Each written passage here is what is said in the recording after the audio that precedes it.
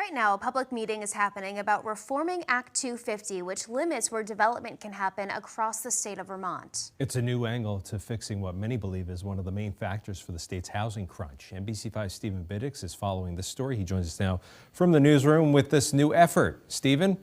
Yes, Brian and Liz, environmentalists and developers say the report that breaks Vermont into 3 different tiers is a great balance between allowing infrastructure, but not too broadly that it will affect Vermont's woods and forest, which is what the 53-year-old land law was originally meant to do.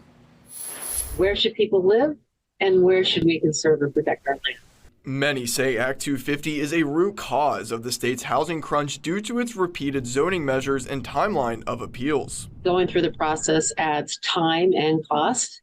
And for an affordable housing developer, the other thing it does is opens up another avenue for an appeal. But a report released by the Natural Resources Board is gaining bipartisan support and breaks up the state into 3 different tiers.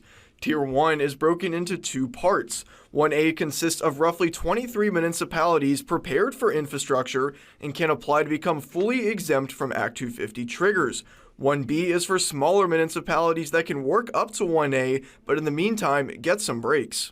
It is monumental that there is broad consensus to have a full exemption from Act 250 in these designated downtowns or growth centers. Tier 2 consists of a new road rule where developments can be built no more than 2,000 feet in one direction to encourage infrastructure to be built more densely but avoid running too far into nature. In more likelihood, developers will avoid Act 250 by clustering their development and not sending driveways up steep hillsides to mountaintops. Tier 3 keeps Act 250 triggers in place for land over 2,500 feet in elevation at the moment, but requires a remapping of the state to see what areas should continue to be protected. We know that we have a housing crisis, that we want to encourage development where we already have development.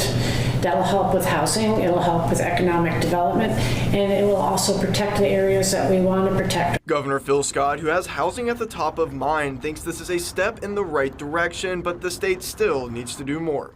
We'll take anything in that report that will advance housing and expedite housing, and we'll utilize it. But we have some other ideas as well. The committee also recommending a full-time professional Act 250 board to carry out these changes and be engaged in rulemaking so something like today's housing crisis doesn't happen again. The report recommendations must still be approved by the legislature and the new session begins on January 3rd. Live in the newsroom, Stephen Biddix, NBC5 News.